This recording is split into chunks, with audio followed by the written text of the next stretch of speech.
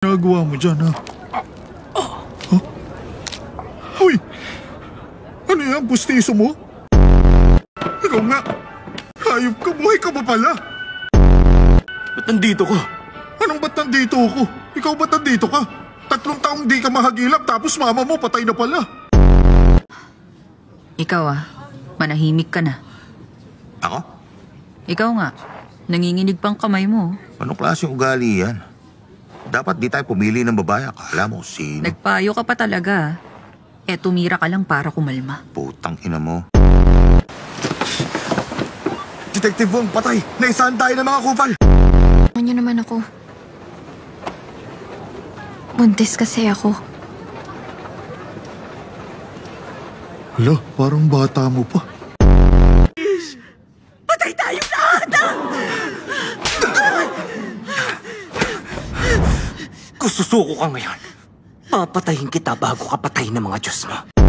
Bilis. Hindi, bakit mo pa bibilangin? Ano, bobo ka ba? Sasabihin din naman sa atin yun ng mga nakapink mamaya. Putang ina ka, tumahimik ka nga dyan. Stop it! Salamat po. Sa'yo na rin to. Wala akong karapatang kumain ngayon. So pwede nga ako na lang yan? Tulad nila. Bakit ka sumama sa mga tulad nila? Yung mga tulad nilang tatanga-tanga, mas madaling mauuto.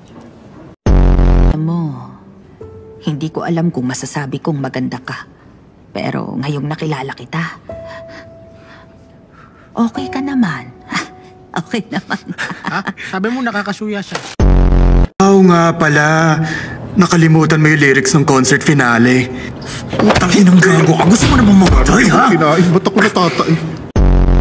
Halika nga! Uy, teka. Lumapit ka! Tangina mo ka! Lumapit! Sige kita, gago! Lapit! Sa sibilyan. Tingnan mo! Marino ako! Kupal ka! Para maging proud din si mama. Pero kung sisirain mo yung plano ko, talaga magagalit ako! I'm so fucking angry, man! Sabi mo, nascam ka sa rental deal kaya wala ka nang uuwi paglabas mo, di ba?